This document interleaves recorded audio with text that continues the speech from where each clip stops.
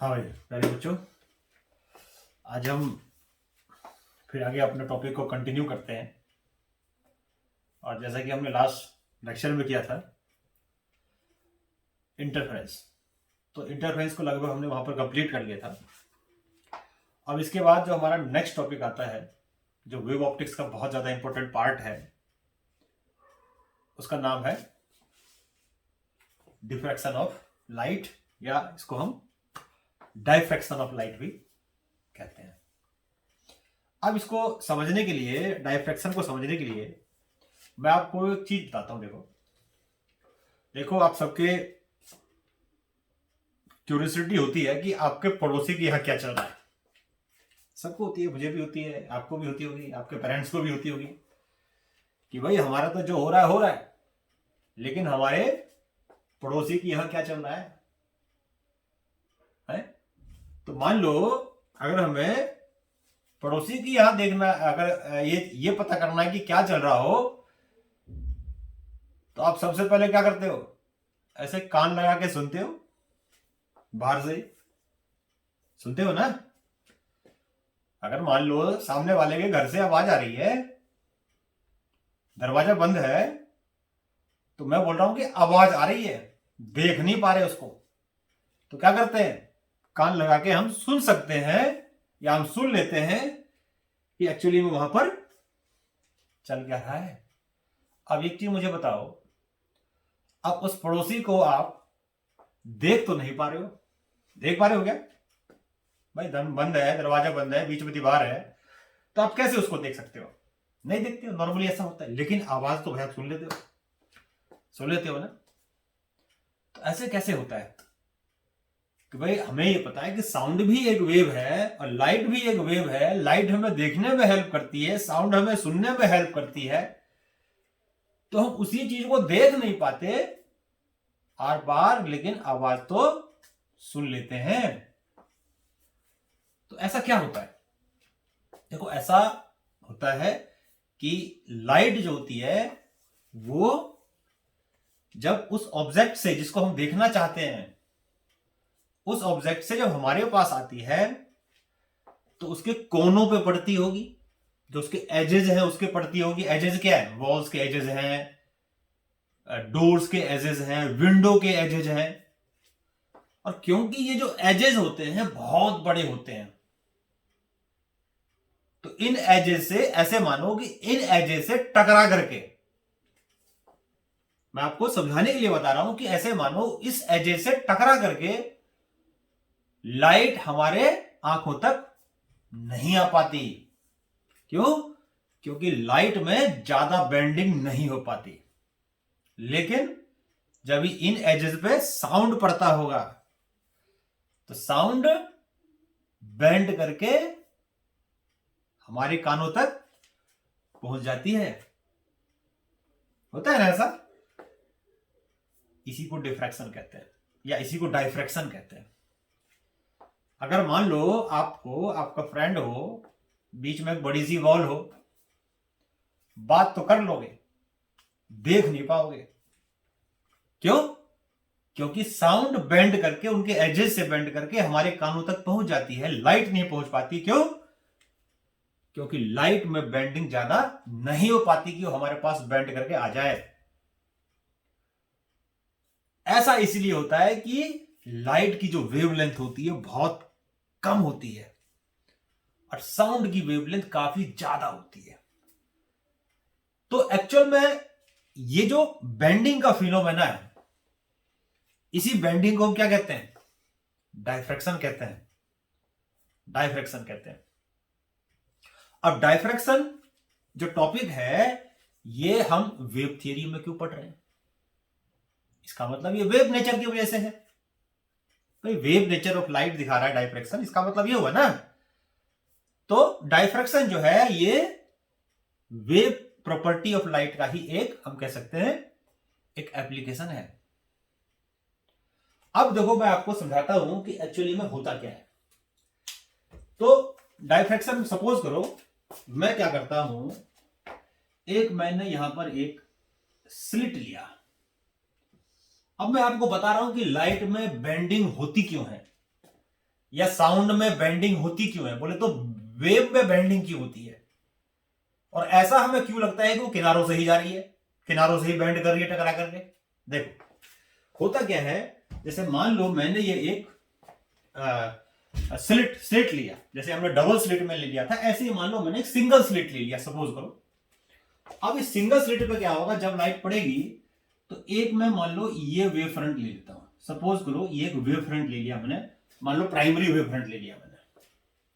तो जब लाइट इसके ऊपर ऐसे आ रही है, मान लो ये आ रही है पैरेलल, मान लिया मैंने लाइट आ रही है, तो क्या होगा, वेव थ्योरी लाइट की ये कहती है कि जो भी अनब्लॉक्ड पोर्शन है, जहां से लाइट बाहर निकल सकती है, जहां से लाइट को रास्ता निकल गया निकलने का, तो उस अनब्लॉक्ड पोर्शन पर जो वेव फ्रंट होगा, और वेव फ्रंट के जो पॉइंट्स होंगे वो एक नए सोर्स ऑफ डिस्टरबेंस का काम करेंगे, और ये सोर्स ऑफ डिस्टरबेंस एक डायरेक्शन में नहीं जाता, चारों तरफ जाता है।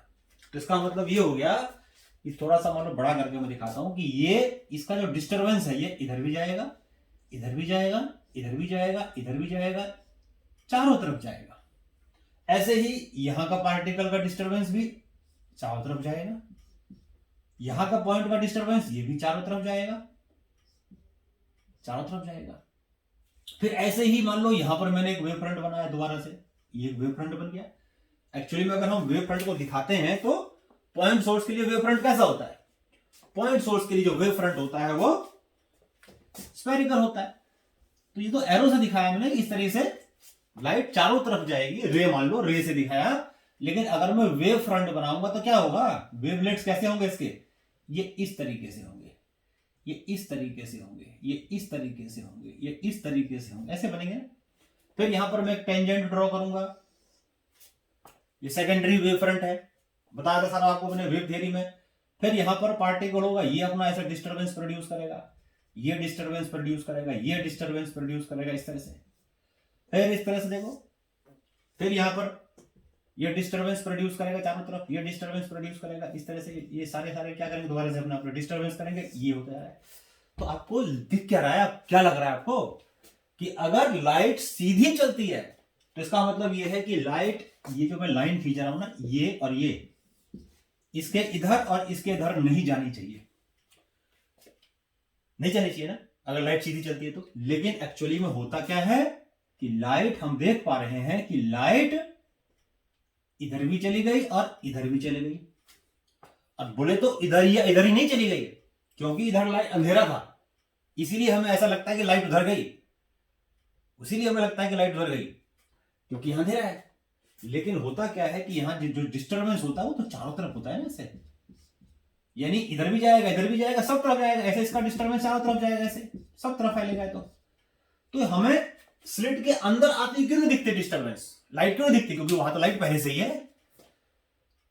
जहां पर लाइट नहीं होगी पहले से, वही तो हमें जाती हुई दिखाई देगी, जहां अंधेरा होगा, जहां पर हम इमेजिन करते हैं कि लाइट वहां नहीं होनी चाहिए। तो ऐसा लगता है हमें कि जब इस स्लिट के ऊपर या स्मॉल ओपनिंग के ऊपर हमने जब लाइट को डाली, तो डालने के बाद क्या हुआ कि लाइट इसके एजेस से, हमें ऐसा लगता है कि इसके एजेस से इधर लाइट ऐसे चला गया, इधर आ गया, इधर आ गया, इधर आ गया, इधर आ गया, इधर, यानी कि इसी बेंडिंग को हम क्या कहते हैं, इसी बेंडिंग को हम डायफ्रैक्शन कहते हैं, इसी बेंडिंग को हम डायफ्रैक्शन कहते हैं। अब इसमें खास बात होती है कि मैंने आपको बताया था कि साउंड तो सुन लेते हैं लेकिन देख नहीं पाते। उसका रीजन यह है कि साउंड की वेवलेंथ होती है बहुत ज्यादा, तो साउंड किसी भी वेव में डिफ्रैक्शन ज्यादा तब होता है, मैक्सिमम तब होता है जब गैप, जो साइज में डिफरेंस होता है वेवलेंथ में और ऑब्स्टेकल के साइज में, रुकावट जो डाल रहा है, ये रुकावट डाल रहा है, इसके साइज में जितना कम डिफरेंस होगा, बेंडिंग उतनी ही ज्यादा होगी। तो क्योंकि जो साउंड होता है उसकी वेवलेंथ बहुत ज्यादा होती है ना, तो उसके वेवलेंथ में और इसके ऑब्स्टेकल के साइज में जो डिफरेंस है वो कम होगा, और लाइट की वेवलेंथ बहुत कम होती है तो डिफरेंस बहुत ज्यादा होगा। तो यहां पर जो बेंडिंग होगी लाइट की वो बहुत कम होगी, लेकिन साउंड की वेवलेंथ बेंडिंग ज्यादा होगी, इसीलिए साउंड हम सुन लेते हैं, देख नहीं पाते हम। तो इसी चीज को, इसी बेंडिंग को हम क्या कहते हैं? डायफ्रैक्शन कहते हैं।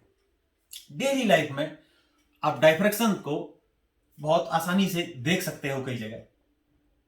एक काम कर सकते हो आप, जैसे एक चीज देखो, ये हमने ये अंगुली लिया हमारी, ये लो, ये लेना, ऐसा करके देखना आप। ये आपने फिंगर लिया और इस फिंगर में लाइट किसी भी सोर्स की तरफ आप ऐसे करके बिल्कुल उसको दबा करके देखना, जिससे स्मॉल स्मॉल दिख रहा होगा आपको, स्मॉल गैप है इसके बीच में, थोड़ा सा गैप कम हो, उसको देखकर इस तरह से करना कि सोर्स हमें दिखे, और इसको थोड़ा सा आप प्रेस करना, ऐसे कम प्रेस करना। तो जैसे ही आप किसी बल्ब को, किसी चीज को देखोगे ना, ऐसे जब आप देखोगे तो ऐसे लगेगा कि लाइट जो है ना फैल रही है, ऐसे फैल रही है, फैलती हुई दिखाई देगी और कलरफुल दिखाई देगी, क्योंकि व्हाइट लाइट है। कलर, जैसे मैंने आपको इंटरफेरेंस में बताया था, इंटरफेरेंस में क्या होगा, अगर व्हाइट लाइट होती है तो कलरफुल फ्रिंजेस बनती है, ऐसे यहां पर होता है। तो ये जो हमें कलरफुल दिखता है, ऐसे देखते हैं कलरफुल हमें दिखता है, डिफ्रैक्शन है, डिफ्रैक्शन की वजह से हो रही है। आप एक और चीज कर सकते हो, जैसे शेविंग ब्लेड आपने सबने देखा होगा, रेजर जिसको कहते हैं, शेविंग ब्लेड। तो ऐसे मान लो 2 शेविंग ब्लेड ले लिया, उसके एजेस को मैंने ऐसे मिलाए, ऐसे ऐसे मिलाए। अब देखो शेविंग ब्लेड को ये पेन लिया मैंने, इसको भी आप करो ऐसे मिलाओ, और इसको अगर आप ऐसे देखो, ऐसे देखो, ऐसे देखो, बिल्कुल मिला करके, तो आपको बिल्कुल 100% मुझे दिख रहा है इसमें, देखो आपको जब इस बल्ब को आप देखोगे तो आपको कलरफुल दिखाई देंगे, फ्रिंजेस, कलर्स दिखाई देंगे। आप देखना, बहुत इंपॉर्टेंट चीज बता रहा हूं। तो ये जो कलर दिखाई देता है ना आपको, इसी को हम क्या कहते हैं? डायफ्रैक्शन कहते हैं। डायफ्रैक्शन की वजह से हो रहा है। तो ये बहुत आसान तरीका है डायफ्रैक्शन को ऑब्जर्व करने का, कि डायफ्रैक्शन भी कोई चीज होती है। अब डायफ्रैक्शन को देखो, यहां पर मैंने एक, जैसे हमने इंटरफेरेंस में डबल स्लिट एक्सपेरिमेंट किया था, ऐसे ही डायफ्रैक्शन में हम सिंगल स्लिट एक्सपेरिमेंट करते हैं। और इसमें 2 तरह की चीजें, 2 तरह से हम डायफ्रैक्शन को ऑब्जर्व कर सकते हैं। नंबर 1, एक को हम बोलते हैं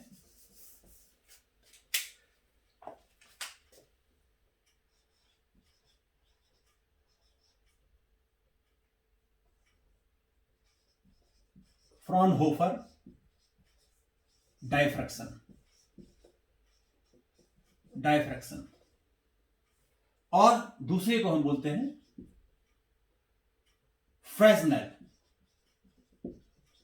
फ्रेस्नेल डायफ्रैक्शन। ये 2 तरह के डायफ्रैक्शन को जो पैटर्न बनता है, या ऑब्जर्व हम करते हैं डायफ्रैक्शन को, जो ऑब्जर्व कर सकते हैं 2 तरीके से कर सकते हैं। ये नाम है साइंटिस्ट के दोनों, फ्राउनहोफर और फ्रेस्नेल।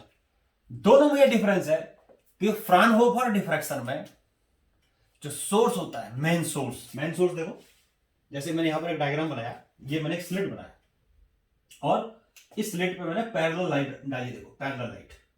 तो इसका मतलब पैरेलल लाइट डाली तो सोर्स कहां होगा? कहीं इन्फिनिटी में होगा, बहुत दूर होगा सोर्स। तो ये मैंने इसमें पैरेलल लाइट डाली है, इसका मतलब सोर्स जो है वो इन्फिनिटी पे है, लाइट जो आ रही है वो इन्फिनिटी से आ रही है।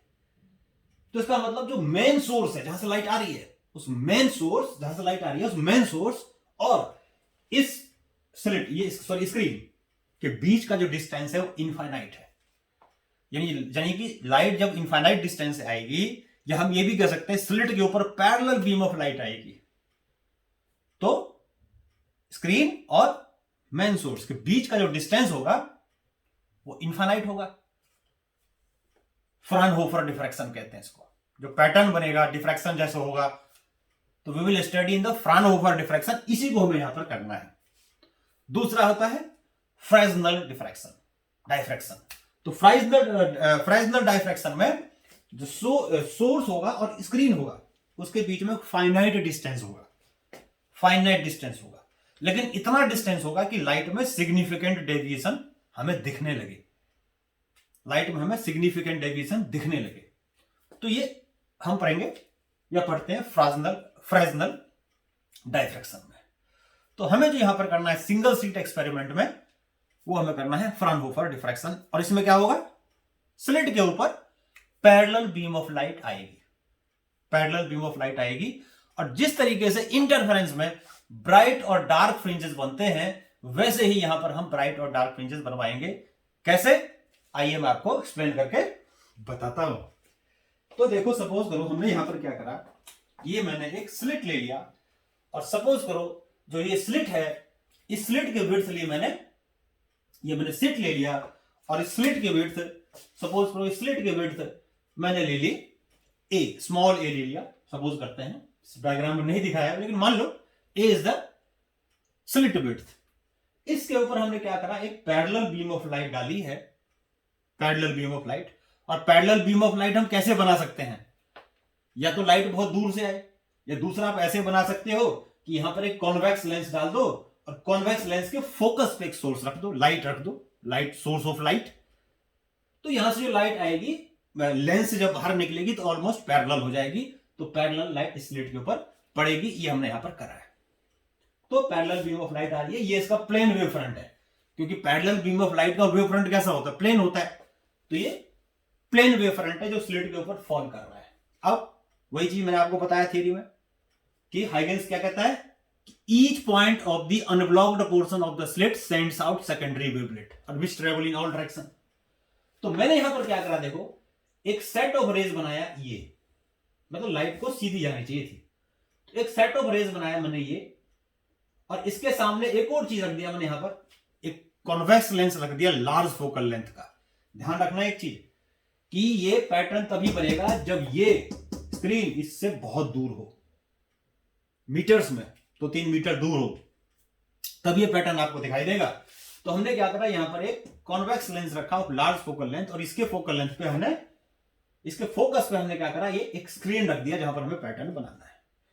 तो ये मैंने क्या करा, एक सेट ऑफ रेज लिया जो पैरेलल है और इस रास्ते से जाना चाहिए इसको।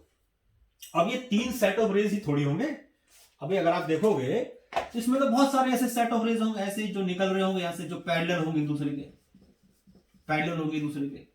यानी कि अगर मैं बीच वाला एक पॉइंट ले लूं, सपोज करो सी, यहां सी दिखा दिया मैंने, तो इस सी से और इसमें जो 2 पोर्शन है, मान लो सी ए और सी बी, इस दोनों पोर्शन से ऐसे बहुत सारे रेज होंगी, बहुत सारी वेव्स होंगी जो सीधी जा रही होगी, इस क्लियर लाइन से जो बनाया मैंने, इस लाइन के अलोंग जा रही होगी।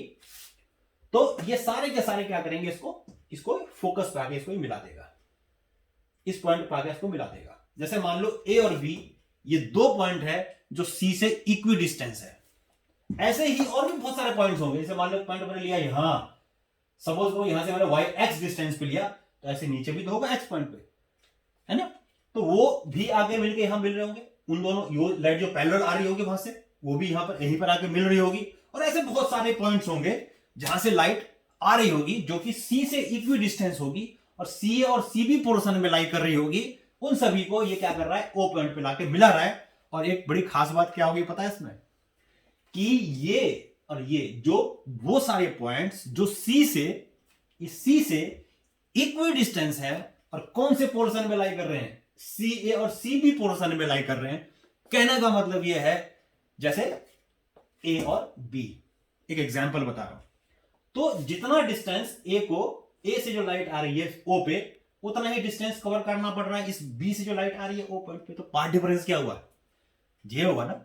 और आपको पता है जब पार्ट डिफरेंस 0 होता है तो हमेशा कौन सा फ्रिंज बनता है, ब्राइट फ्रिंज बनता है। यानी क्रस्ट पे आएगा, ट्रफ क्या आएगा, ब्राइट फ्रिंज बनेगा। तो इसका मतलब ये लाइट सुपर इंपोज कर रही है, कौन करवा रहा है, ये।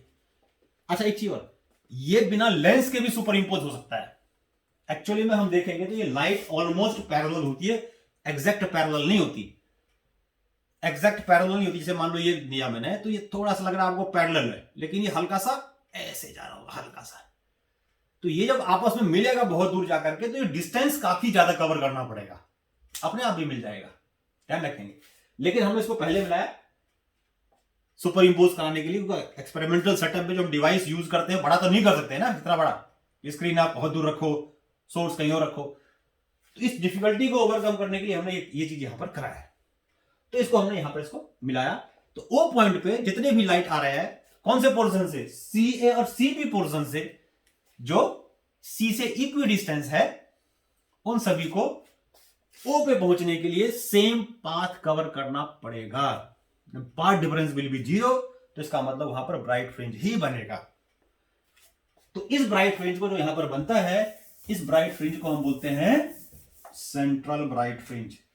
यहां जो फ्रिंज बनेगा, जैसे मान लो ये इस तरह से यहां पर एक ब्राइट फ्रिंज बनेगा, ये ब्राइट फ्रिंज बन जाएगा यहां पर। और क्या बोलेंगे इसको हम? Central bright fringe, central bright fringe. उसके बाद क्या होगा यहां पर, ऐसे ही ऑल्टरनेटिवली ऊपर और नीचे ब्राइट और डार्क फ्रिंजेस बनते जाएंगे। और आपको पता है कि ब्राइट और डार्क फ्रिंजेस जो बनता है वो किस पर डिपेंड करता है? पाथ डिफरेंस पे। और एक चीज आपको ध्यान रखना है कि यहां पर जो सबसे सेंटर पे जो ब्राइट फ्रिंज बनता है उसको हम कहते हैं सेंट्रल ब्राइट फ्रिंज। सेंटर के बाद जो भी आएगा नेक्स्ट ब्राइट, उसको हम बोलेंगे फर्स्ट सेकेंडरी ब्राइट फ्रिंज या फर्स्ट सेकेंडरी मैक्सिमा। उसके बाद जो ब्राइट आएगा उसको बोलेंगे सेकेंड सेकेंडरी ब्राइट फ्रिंज या second secondary minima and so on.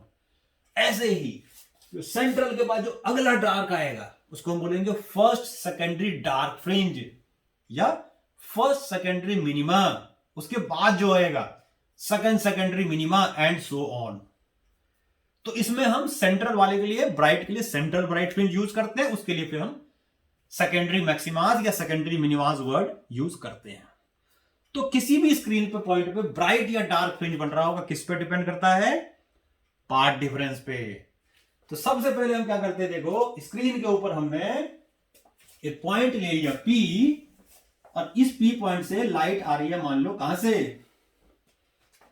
A और B से।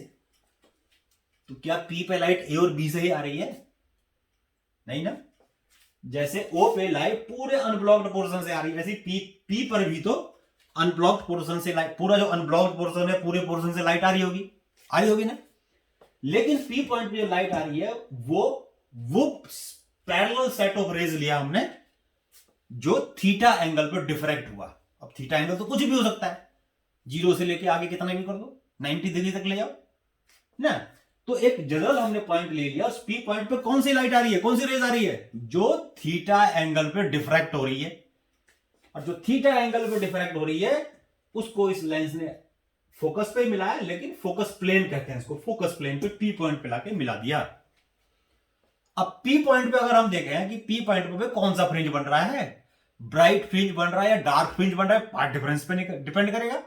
तो हमारा सबसे पहला काम है कि इस P पॉइंट पे जो लाइट आ रही है उसका पाथ डिफरेंस पता करो। पहले हम पता करते हैं पाथ डिफरेंस जो A और B से आ रहा है।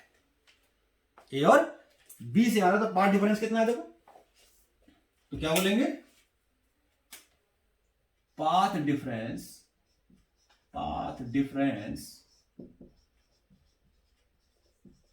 between the waves coming at P from A and B। तो उसके लिए हमने यहां पर करा क्या है, हमने यहां से परपेंडिकुलर ड्रॉ कर दिया, ये डिफ्रैक्टेड रे पे परपेंडिकुलर ड्रॉ कर दिया लेंस से पहले। तो पाथ डिफरेंस जो है, जो लाइट यहां पे आ रही है ए से, उसका इतना पाथ हो गया, इसका इतना पाथ हो गया, तो नीचे वाले को इतना एक्स्ट्रा पाथ कवर करना पड़ रहा है, इतना पाथ एक्स्ट्रा कवर करना पड़ रहा है। This is the path difference. इसको क्या बोलेंगे? B R. तो पाथ डिफरेंस है बी आर। और अगर आप देखो तो बी आर क्या होगा, ये राइट, अच्छा ये थीटा है तो ये भी थीटा होगा ज्योमेट्री से। तो एंगल के सामने होता है परपेंडिकुलर, ये हो जाएगा हाइपोटेनियस विच इज स्लिट की विड्थ यानी कि ए। तो path difference will be A sine theta, या थीटा की जगह थीटा एन लिख दो। क्यों लिखो थीटा एन? क्योंकि मुझे कौन सा पता कौन सा फ्रिंज बन रहा है और ब्राइट बन रहा है कि डार्क बन रहा है, कौन सा, तो एन एस मान लिया। तो ये पाथ डिफरेंस आ गया। अब एक चीज देखो, मुझे इस पी पॉइंट में जो लाइट आ रही है ए और बी से, उसी का तो पाथ डिफरेंस ए साइन थीटा है। अगर मान लिया दो पॉइंट मैंने लिए, एक लिया ए का एक का लिया सी का, उनके बीच का डिस्टेंस क्या है? a/2 है। तो अगर यहां से जो लाइट आ रही है इसका, अगर हम इसका पार्ट डिफरेंस लूं तो इसका पार्ट डिफरेंस ये आएगा ना, ये क्या होगा, ये a/2 sine theta. a/2 sin theta. और कोई भी दो पॉइंट अगर a/3 डिस्टेंस से सेपरेटेड है तो पार्ट डिफरेंस होगा a/3 sin थीटा, a/4 से तो a/4 sin theta and so on ऐसे। तो अभी हम क्या करते हैं, पहले हमने सेंट्रल ब्राइट फ्रिंज तो बता दिया एनालाइज करके, पार्ट डिफरेंस 0 है तो सेंटर पे सेंट्रल ब्राइट फ्रिंज बनेगा। उसके बाद जो फर्स्ट मिनिमा बनेगा उसकी हम कंडीशन ड्राइव करते हैं। तो कंडीशन ऑफ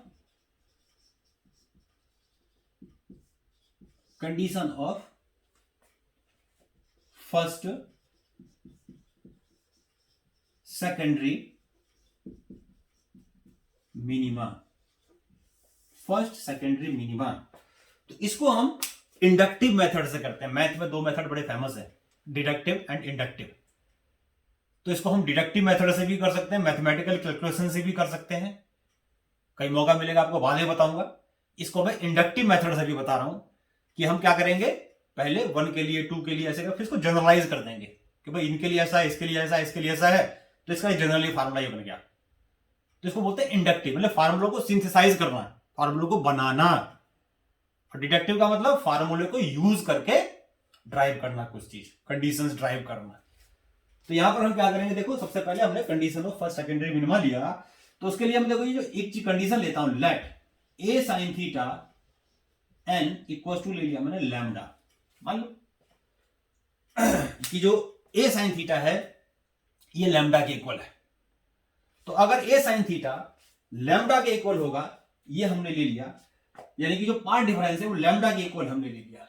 उसके बाद हम क्या करते हैं, डिवाइड करेंगे slit in two equal parts, two equal parts, divide the slit in two equal parts. तो हर एक इक्वल, अगर दो पार्ट ले रहे हैं तो two parts are separated by distance a/2, तो पार्ट डिफरेंस कितना होगा भाई, तो पार्ट डिफरेंस कितना होगा, path difference between the waves separated by distance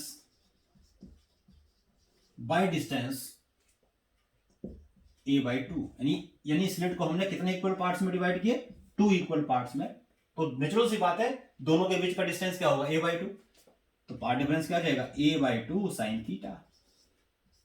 ये देखो सेम एंगल ऑफ डिफ्रैक्शन लिया हमने, सेम एंगल ऑफ डिफ्रैक्शन। अब यहां से देखो आप साइन थीटा की वैल्यू कितनी आ जाएगी भाई, साइन थीटा आ जाएगा हमारा, एंगल ऑफ डिफ्रैक्शन तो सेम ही ले रहे हैं हम, तो साइन थीटा हमारा आ जाएगा लैम्डा बाई ए से कट गया ए, तो आ गया लैम्डा बाई 2।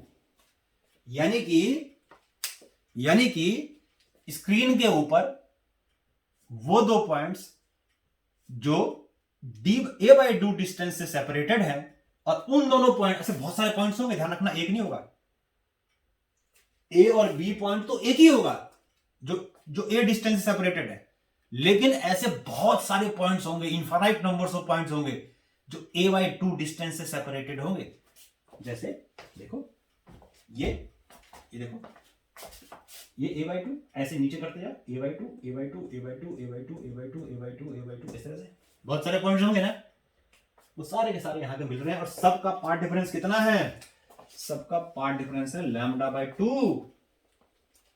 और अगर पार्ट डिफरेंस होता है लैम्डा बाई 2, इसका मतलब क्रस्ट पे आ रहा है, ट्रप के ऊपर आ रहा है। यानी कि अगर मैं पार्ट डिफरेंस को लैम्डा लेता हूं, लैम्डा स्टार्ट किया, देखो लैम्डा से स्टार्ट किया, लेकिन उसमें वो सिर्फ एक ही पॉइंट होगा जो a डिस्टेंस सेपरेटेड है, और ऐसे बहुत सारे पॉइंट्स होंगे जो a/2 डिस्टेंस सेपरेटेड है, उन सबका पार्ट डिफरेंस तो लैम्डा बाई 2 होगा। चलेगी किसकी, एक की चलेगी या अनेक की चलेगी, अनेक की चलेगी, यानी इसकी चलेगी। इसका मतलब क्या हुआ, इसका मतलब ये होगा कि जो वेव्स आपस में मिलेंगे तो वहां पर लाइट की इंटेंसिटी कम होगी, क्योंकि path difference is lambda by 2, और ये सब बहुत सारे वेव्स होंगे।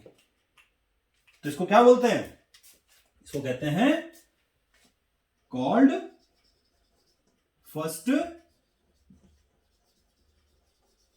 Secondary minima. क्या बोलोगे इसको? First secondary minima. अब आगे बढ़ते देखो, फर्स्ट सेकेंडरी मिनिमा। अब उसके बाद अब मान लो मैंने लिया सेकंड सेकेंडरी मिनिमा। फर्स्ट की जगह सेकंड करता हूं और लिखता हूं सेकंड, इसी में करते जाऊंगा कि जगह बोर्ड में थोड़ी कम है। तो सेकंड सेकेंडरी मिनिमा, इसके लिए मान लो मैं क्या करता हूं, अब ये लेता हूं कि जो a साइन थीटा है उसको मैंने ले लिया 2 लैम्डा और डिवाइड कर दिया स्लिट इन 4 इक्वल पार्ट्स। 4 equal parts. तो हर एक पार्ट के बीच का डिस्टेंस कितना होगा? a/4। और उन दोनों पॉइंट से जो लाइट आ रही होगी, उन दोनों पॉइंट से जो लाइट आ रही होगी उसका पार्ट डिफरेंस कितना हो जाएगा पता है आपको? a/4 sign theta n। और यहां से साइन थीटा n क्या है देखो, कितना है? 2 लैम्डा बाई a। कितना आ गया? λ/2। भाई वो तो वही आ गया, सेम आ गया। इसका मतलब क्या है? अब एक चीज देखो, फिर वही बात, ये वाला पॉइंट तो एक ही होगा ना, a साइन थीटा वाला पॉइंट तो एक ही होगा, लेकिन a/4 साइन थीटा वाला तो पॉइंट बहुत सारा होगा। तो चलेगी इसकी या इसकी? इसकी चलेगी। और जब इसकी चलेगी तो ये तो अपने हिसाब से चलाएगा। और पार्ट डिफरेंस यहां पर आपको दिख रहा है कितना? λ/2 है। इसका मतलब यह है कि इसके लिए भी मिनिमा बनेगा। क्या बोलेंगे? Second secondary minima. Second secondary minima. एक और करता हूं देखो, उसके बाद फिर उसको जनरलाइज कर देंगे। अब करते हैं थर्ड सेकेंडरी मिनिमा के लिए। देखो सेकंड के लिए थर्ड कर देते हैं, थर्ड सेकेंडरी मिनिमा। थर्ड, तो अब क्या करोगे? a sine theta n equals to कर दो n लैम्डा, सॉरी 3 लैम्डा। और अब स्लिट को 2 की बजाय 6 इक्वल पार्ट्स में डिवाइड करो। डिवाइड स्लिट इन 6 इक्वल पार्ट्स। 6 इक्वल पार्ट्स में डिवाइड करो तो पार्ट डिफरेंस कितना आएगा ईच पार्ट का? a/6 साइन थीटा n, और a/6 साइन थीटा n है 3 लैम्डा बाई a। यहां से निकलेगा ये वही आ गया, देखो सेम चीज, a से a और ये आ गया λ/2। Again the result is same, again the result is same. फिर वही बात, चलेगी इसकी कि चलेगी इसकी? इसकी चलेगी। क्यों? क्योंकि a/6 डिस्टेंस वाले पॉइंट्स तो बहुत सारे होंगे, तो मेजोरिटी की चलती है। इसी चलाएगा अपने आप, अपना चलाएगा, अपनी चलाएगा। और इसकी वजह से कौन सा बनेगा फिर? पार्ट डिफरेंस λ/2 है, तो फिर तो डार्क फ्रिंज ही बनेगा, कुछ सोचना ही नहीं है। ऑटो फेज होंगे वेव्स। क्या बोलेंगे? बोलेंगे थर्ड सेकेंडरी मिनिमा। ऐसे ही अगर मैं इसको जनरलाइज कर दूं तो लास्ट में लिख दूंगा सीधा 4 nth secondary minima. nth secondary minima के लिए a साइन थीटा n हो जाएगा n लैम्डा। ये आ गया कंडीशन आपकी सेकेंडरी मिनिमास की। ये कंडीशन आ गई आपकी सेकेंडरी मिनिमास की। और n को मैंने कहां शुरू किया है? 1 2 3 4 5। क्यों? क्योंकि सेंटर पे तो हमेशा ब्राइट ही बनता है, पार्ट डिफरेंस 0 होगा। वहां तो पार्ट डिफरेंस 0 होगा, और उसको कितने, अगर उसको इक्वल पार्ट्स में भी डिवाइड करोगे सी और सी भी करस्पॉन्डिंग पॉइंट से, तो सबका पार्ट डिफरेंस 0 होगा उसमें। आप देखो आगे करते हैं कंडीशन ऑफ, ये हमने किसकी कंडीशन ड्राइव कर दी? हमने कंडीशन ड्राइव कर दिया सेकेंडरी मिनिमास की। अब हम कंडीशन ड्राइव करते हैं सेकेंडरी मैक्सिमास की। सेकेंडरी मैक्सिमास की देखो कैसे। कंडीशन ऑफ लेते हैं अब first secondary maxima, first secondary maxima. अब इसके लिए थोड़ी कहानी पलट देते हैं, और पलट क्या देते हैं, एज्यूम करते हैं let A sine theta equals to A sine theta equals to 3 lambda by 2, 3 lambda by 2। और अब क्या करना है, स्लिट को पहले हमने कितने पार्ट्स में डिवाइड किए थे, पहले हमने स्लिट को इवन पार्ट्स में डिवाइड किए थे, या तो इवन में करोगे या ऑड में करोगे। अब इसको ऑड में करते हैं, तो सबसे पहला ऑड क्या है 3, तो क्या लिखोगे, divide slit in 3 equal parts, 3 equal parts, and part difference between the rays या waves reaching at point P from the points separated by distance a by 3, कितना पार्ट डिफरेंस होगा, a by 3 sin theta n, और sin theta n हमारा हो जाएगा यहां पर, sin theta n हो जाएगा यहां पर देखो 3 लैम्डा बाई 2 a से a कैंसिल, इससे ये कैंसिल, तो बात तो वही आ गई लैम्डा बाई 2। अब बात जब वही आ गई तो फिर यहां पर मैक्सिमा कैसे बन गया भाई, ये क्या कहानी है भाई, हमने मिनिमा के लिए किया तो भी, सेकेंडरी मिनिमा के लिए तो भी पार्ट डिफरेंस लैम्डा बाई 2 आया, यहां भी लैम्डा बाई 2 ही करवा रहा हूं, तो कहानी में क्या पेच फंस गई, अब क्या हुआ, ऐसा क्यों हो रहा है फिर, अगर पार्ट डिफरेंस लैम्डा बाई 2 है तो क्या होना चाहिए, डार्क फ्रिंज बनना चाहिए ना, मैं बोल रहा हूं ब्राइट बन रहा है फर्स्ट सेकेंडरी मैक्सिमा, कैसे भाई, ऐसे कि अब मैंने स्लिट को कितने पार्ट्स में डिवाइड किए, 3 पार्ट्स में। अब 3 पार्ट्स में से कैंसिल कौन, तीनों की मान लो स्ट्रेंथ इक्वल है तीनों चीज की, तो कैंसिल तो कोई ही दो करेगा एक दूसरे को, थर्ड तो बिना ऐसे ही रह गया, थर्ड तो बम बम करेगा, उसको तो मारने वाला कोई है ही नहीं, दो तो आपस में गए काम से लड़के, थर्ड तो ऐसी कैसी रह जाएगा, वो तो अपनी ताकत दिखाएगा, उसकी वजह से फिर कौन सा फ्रिंज बनेगा, उसकी वजह से फिर ब्राइट फ्रिंज बनेगा। तो क्या लिखेंगे, out of the 3 2 parts cancels the effect of each other, out of 3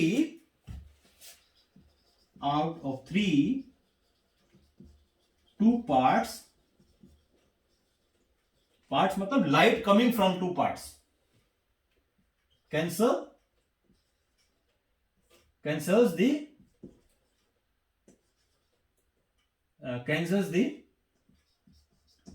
effect of each, and third remains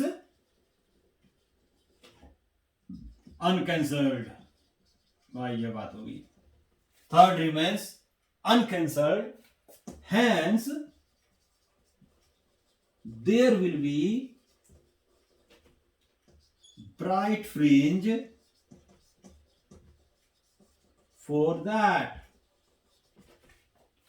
और क्या बोलेंगे, कॉल्ड फर्स्ट सेकेंडरी मैक्सिमा। समझ में आ गया, आगे कंटिन्यू करते हैं। अब क्या करते हैं इसमें देखो, अब मैं क्या करता हूं कि अब मैंने ये ले लिया, अब कंडीशन निकालता हूं सेकेंडरी मैक्सिमा की। उसके लिए जो ए साइन थीटा है उसको ले लिया मैंने किसके इक्वल, उसको ले लिया मैंने 5 लैम्डा बाई 2 के इक्वल, और अब डिवाइड को पहले स्लिट को पहले 3 पार्ट्स में डिवाइड किए, अब उसको 5 पार्ट्स में डिवाइड करोगे तो क्या लिखोगे, डिवाइड स्लिट इन 5 इक्वल पार्ट्स, और हर एक इक्वल पार्ट से जो लाइट आ रही है उसका पार्ट डिफरेंस कितना होगा भाई, पार्ट डिफरेंस होगा a/5 और साइन थीटा n, ध्यान रखना है सेम एंगल ऑफ डिफ्रैक्शन ले रहा हूं मैं, तो a/5 और साइन थीटा यहां से कितना आ जाएगा 5 लैम्डा बाई 2 a से a कैंसिल, 5 से 5 कैंसिल, अगेन लैम्डा बाई 2, यानी कि इनका भी जो पार्ट डिफरेंस है वो क्या है, लैम्डा बाई 2 है, तो इसका मतलब क्या हो गया, आउट ऑफ फेज होंगे, कैंसिल करेंगे, लेकिन है 5 ना, 4 कैंसिल करेंगे 4, और 1 ऐसा होगा जो बच जाएगा, उसकी वजह से लाइट होगी स्क्रीन पे उस पॉइंट पे और बोलेंगे उस पॉइंट को सेकेंडरी मैक्सिमा। तो क्या हो गया, out of the 5 the light coming of from the 4 parts will superimpose and cancels the effect of each other because they are out of phase, and first part and fifth part remains uncancelled and there will be bright fringe for that, and it is called secondary maxima. Now आगे करते हैं, और आगे क्या है, आगे है third secondary maxima, third. फिर उसको जनरलाइज कर देंगे तो कितना हो जाएगा, देखो ए साइन थीटा इक्वल्स टू, अभी हमने लिया तो 7 लैम्डा बाई 2। अब divide the slit in 7 equal parts, 7 equal parts. तो हर एक पार्ट का पार्ट डिफरेंस कितना होगा, ए बाई, हर एक पार्ट से जो लाइट आएगी उसका पार्ट डिफरेंस कितना होगा, ए बाई 7 और साइन थीटा एन, तो ए बाई 7 साइन थीटा, और n की जगह आप डाल थीटा n यहां से डाल दोगे आप 7 lambda by 2, again reality same, तो this will be lambda by 2। तो पार्ट डिफरेंस आपका दोबारा से आ गया लैम्डा बाई 2। तो out of the 7, 6 part light coming from the 6th part, each 6th part of the light will cancel out each other, 7th part remains uncancelled and there will be light for that, and that will be called third secondary maxima, and so on। अगर आप इसको generalise कर दोगे तो for nth secondary maxima, nth secondary maxima के लिए क्या लिख दोगे आप, a sin theta n equals to, क्या था पहले हमने क्या लिया था, 3 5 7 9 odd multiple of what, odd multiple of what, lambda by 2, और n को आपको कहां से लेना है, 0 1 2 so this is the odd multiple of lambda by 2। तो ये nth सेकेंडरी मैक्सिमा की कंडीशन हमने ड्राइव कर दी। अब इसमें देखो एक बड़ी इंटरेस्टिंग चीज आपको बता रहा हूं। इंटरेस्टिंग चीज क्या है, सबसे पहले तो उसमें जहां पर डार्क फ्रिंज है वहां तो ठीक है, परफेक्टली डार्क है, लेकिन जहां पर ब्राइट फ्रिंज है, वो ब्राइट फ्रिंज जो बन रहा है, क्या वो ब्राइट फ्रिंज पूरे स्लिट से जो लाइट आ रही है उसकी वजह से बन रहा है, क्या क्या बताया था, फर्स्ट सेकेंडरी मैक्सिमा जो होता है वो जो स्लिट का 1/3 पार्ट होता है वही तो बचता है, उसी से तो ब्राइट फ्रिंज बनता है, बाकी तो खत्म, बाकी तो कहानी खत्म। ऐसे जो सेकंड सेकेंडरी मैक्सिमा बनता है वो 1/5 से आता है, नेक्स्ट 1/7 से आएगा। अब इसमें एक चीज मानो कि पहले पूरे स्लिट से आ रहा है, फिर उसका 1/3 से आ रहा है, फिर 1/7 से आ रहा है, फिर 1/9 से आ रहा है, फिर सो ऑन, इस तरह से होता जा रहा है। तो जिस पोर्शन से लाइट आ रहा है वो कम होता जाएगा ना, तो लाइट भी तो कम आएगी, तो ब्राइट फ्रिंज की इंटेंसिटी भी तो कम होगी। इसीलिए क्या होता है इंटरफेरेंस में कि ब्राइट फ्रिंज की जो इंटेंसिटी होती है बहुत तेजी से चेंज होती है, बहुत तेजी से चेंज होती है, यानी सेंट्रल ब्राइट फ्रिंज की इंटेंसिटी बहुत ज्यादा होती है, और उसका कंपैरिजन में जब next bright fringe secondary bright fringe आएगा, सेकेंडरी मैक्सिमा आएगा, उसकी इंटेंसिटी काफी कम होगी, उसके बाद जो आएगा उसकी और काफी कम होगी। क्यों? क्योंकि यह जो जिस पोर्शन से जो ब्राइट फ्रिंज या बनते जा रहे हैं वो पोर्शन कम होता जा रहा है, बाधा था कम होता जा रहा है, जबकि इंटरफेरेंस में ऐसा नहीं होता। एक और चीज आपको मैं यहां पर बताऊं कि डायफ्रैक्शन में एक बड़ी खास बात आपको बताइए कि जहां पर डार्क फ्रिंज बन रहा है क्या वहां पर लाइट नहीं आती है? आती है कि नहीं आती है? भाई आती है। कैसे आती है? आपको मैंने बताया था कि जब हम डार्क फ्रिंज बनाते हैं तो हमने ऐसे लिया था a sin theta equals to lambda.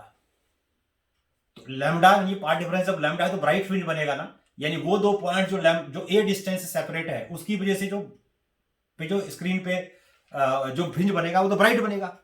और उसके बाद ही तो हमने स्लिट को इक्वल पार्ट्स में डिवाइड किया, 2 इक्वल पार्ट्स में किए, वो कैंसिल हो गए। लेकिन कैंसिल कौन से नहीं हुए थे? जो यहां और यहां से आ रहे थे और जो थीटा एंगल पर डिफरेक्ट हो रहे थे वो तो कैंसिल नहीं हो रहे थे ना, क्योंकि उसका पार्ट डिफरेंस तो लैम्डा था ना, उससे अगले वाले का 2 लैम्डा था ना, उससे अगले वाले का 3 लैम्डा था ना, तो उनकी वजह से तो लाइट होगी ना। तो इसका मतलब ये हुआ कि डायफ्रैक्शन में कि जहां डार्क बनता है ना वो 100% डार्क नहीं होता, और ब्राइट बहुत ज्यादा ब्राइट नहीं होता सेंट्रल ब्राइट फ्रिंज के बाद। तो इसका मतलब ये हो जो कॉन्ट्रास्ट होगा ब्राइट और डार्क का, ये इंटरफेरेंस के कंपैरिजन में यहां बहुत कम कॉन्ट्रास्ट होता है। बहुत इंपॉर्टेंट चीज बता रहा हूं, ब्राइट फ्रिंज 100% ब्राइट क्यों नहीं होगा, एक्सट्रीमली ब्राइट क्यों नहीं होगा, क्योंकि लाइट जो जिस पोर्शन से लाइट आ रही है स्लिट के, वो पोर्शन कम होता जा रहा है।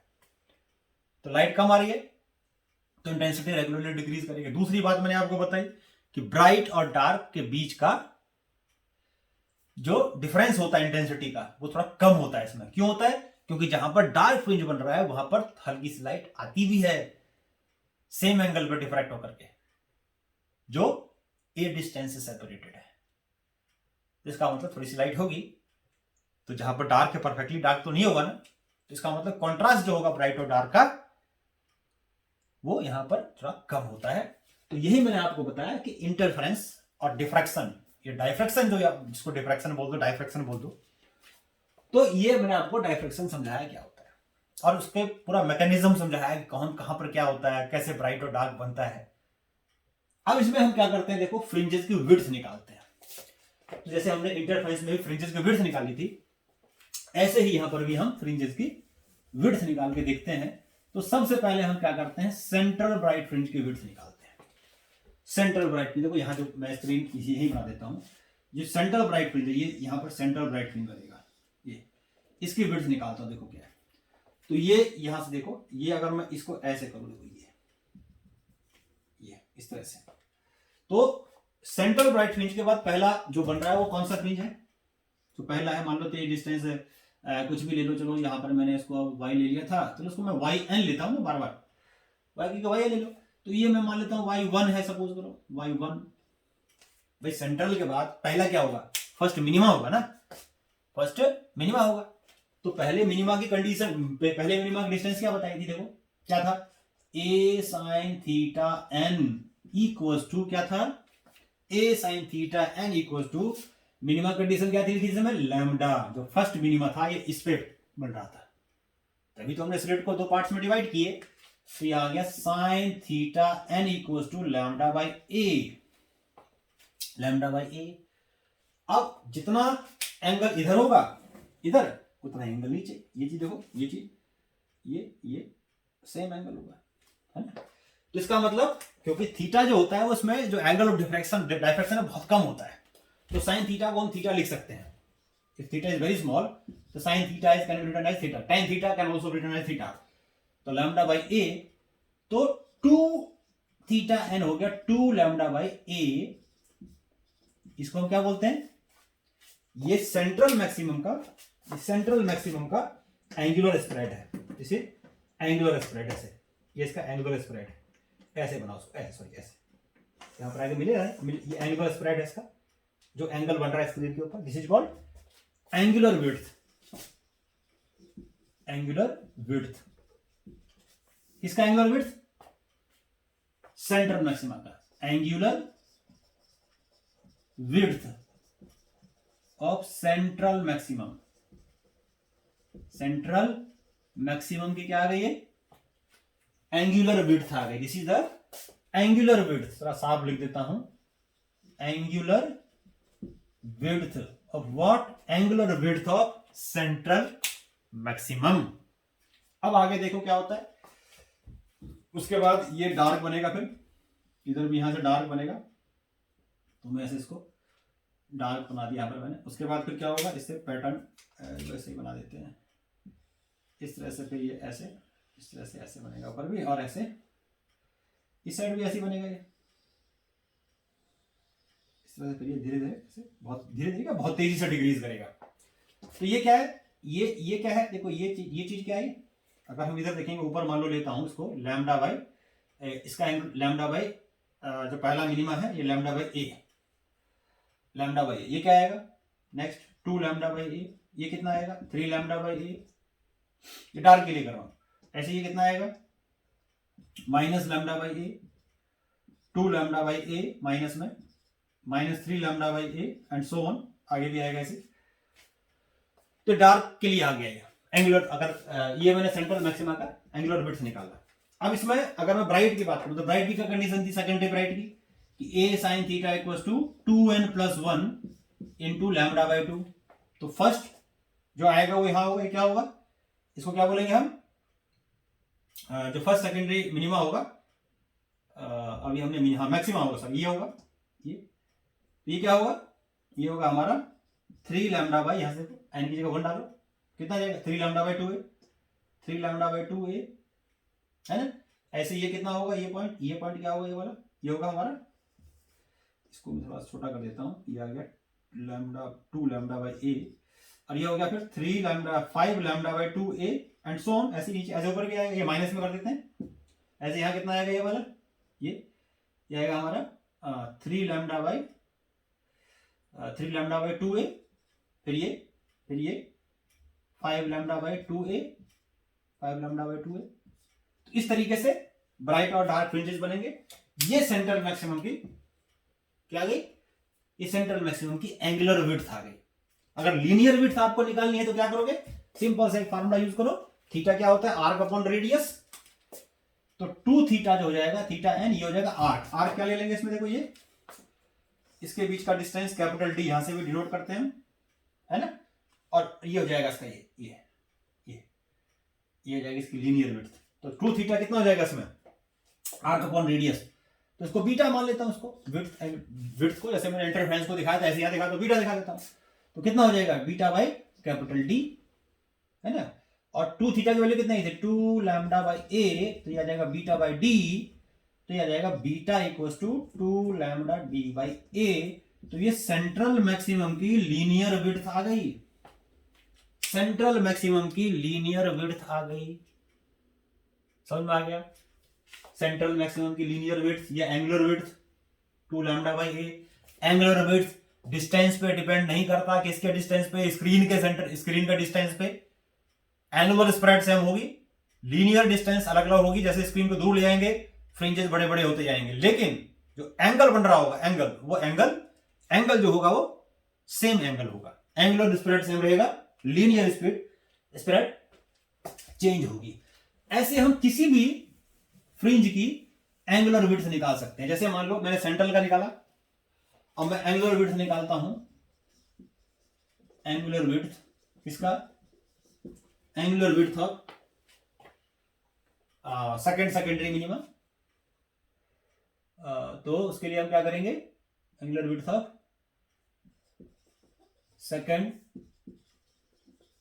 Secondary minima.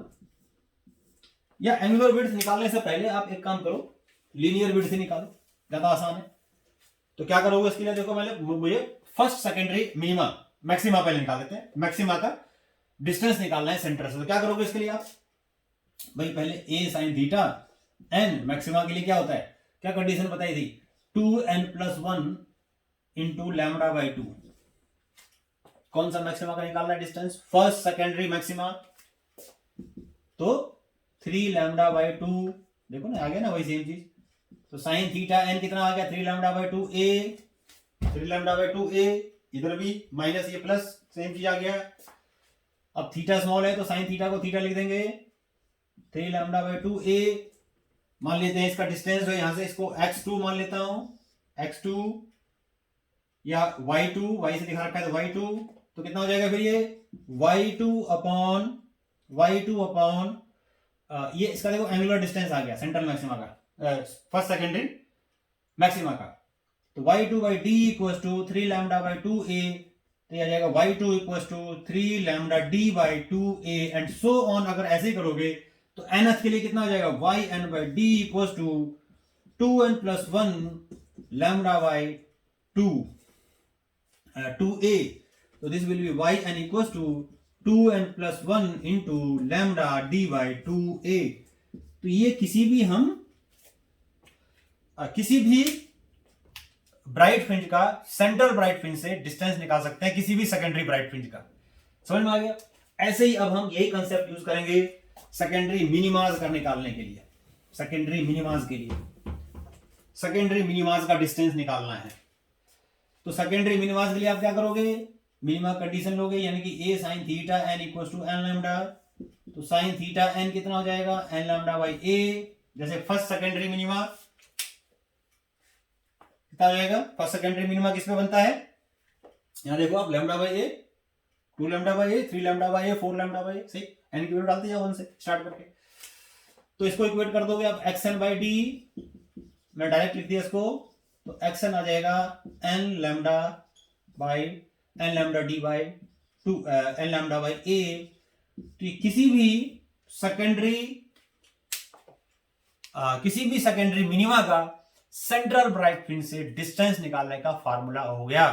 और अगर आपको इसमें किसी की भी विड्थ निकालनी है, मान लो मुझे सेकेंडरी मैक्सिमा की विड्थ निकालनी है, तो क्या करूंगा, उसके बाद कौन सा आएगा,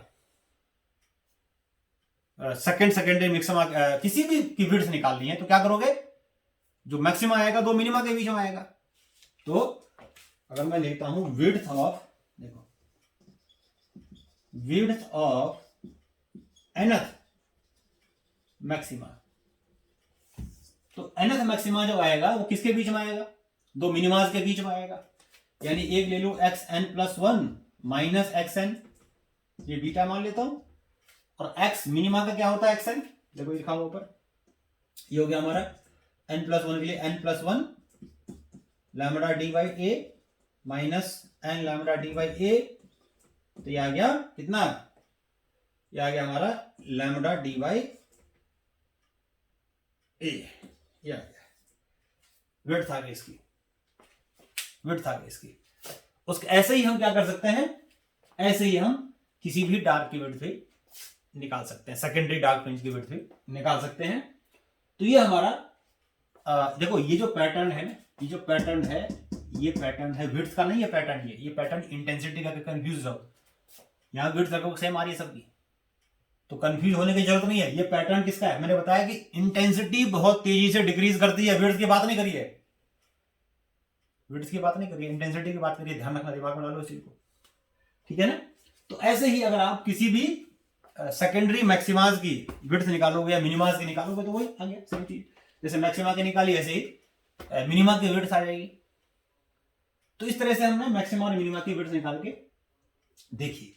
अब एक चीज और याद कर लो, मैं इसको मैथमेटिकली भी हम प्रूव कर सकते हैं इसको, लेकिन वो अलग चीज हो जाती है कि अगर इंटेंसिटी का रेशियो, जैसे मैंने बताया कि जो इंटेंसिटी होती है बहुत तेजी से, इंटेंसिटी जो होती है इंटरफेरेंस में, डाइफ्रैक्शन में, ये बहुत तेजी से चेंज होती है, डिक्रीज करती है, बहुत तेजी से डिक्रीज करती है, समझ में आ गया। तो इंटेंसिटी का रेशियो क्या होगा, तो इंटेंसिटी का रेशियो होगा 1/1/25 रेशियो 1/61 रेशियो 1/121। इस तरीके से ये लगभग इंटेंसिटी का कैसे आता है, सो ऑन आगे भी आएगा। This is the ratio of the intensities of the maximas in the diffraction. तो इसको हम प्रूव भी कर सकते हैं, लेकिन वो तरीका थोड़ा अलग है, वो भी बहुत लेंथी प्रोसेस है थोड़ा सा, तो उसको हम यहां पर कवर नहीं करेंगे। कभी आगे मौका मिला तो हम इसको मैथमेटिकली भी प्रूव करेंगे कि this is the ratio of the intensities. और यहां से आपको दिख रहा होगा कि इंटेंसिटी बहुत तेजी से क्या होती है, डिक्रीज करती है, किसमें, डायफ्रैक्शन में। तो उम्मीद करता हूं ये डायफ्रैक्शन जो मैंने बताया, कौन सा डायफ्रैक्शन था, फ्रेनहोफर डायफ्रैक्शन।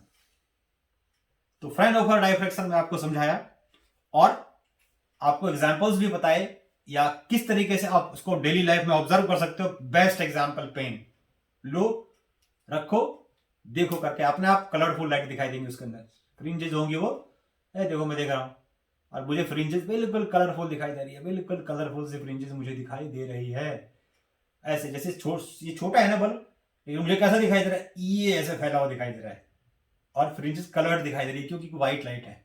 अगर सिंगल कलर की लाइट होती ना तो ऐसा नहीं होता। और मुझे पैटर्न बिल्कुल क्लियर दिख रहा है, इसमें बिल्कुल क्लियर दिख रहा है, लाइट ज्यादा और लाइट कम, लेकिन जहां पर लाइट कम है वहां पर लाइट ज्यादा है, वहां पर कलरफुल फ्रिंजेस मुझे दिखाई दे रही है करके। अब दिखना करके पता लग जाएगा आपको। तो ये आपका डायफ्रैक्शन था। उम्मीद करता हूं डायफ्रैक्शन यानी कि सिंगल स्लिट एक्सपेरिमेंट आपको समझ में आया होगा। समझ में आया है तो क्या करना है, क्या बताया, लाइक करना है चैनल को, सब्सक्राइब करना है चैनल को, लाइक करना है वीडियो को, सब्सक्राइब करना है और शेयर करना है। खुद भी सीखना है, दोस्तों को भी सिखाना है। तो अभी हम आगे यहीं तक छोड़ते हैं, फिर आएंगे अभी नेक्स्ट में कौन सा टॉपिक लेकर के, वेव ऑप्टिक्स का जो थर्ड पार्ट है, क्या है वो, दैट इज पोलराइजेशन। तो अगले लेक्चर में पोलराइजेशन स्टार्ट करेंगे हम। तो आज के लिए इतना ही करते हैं।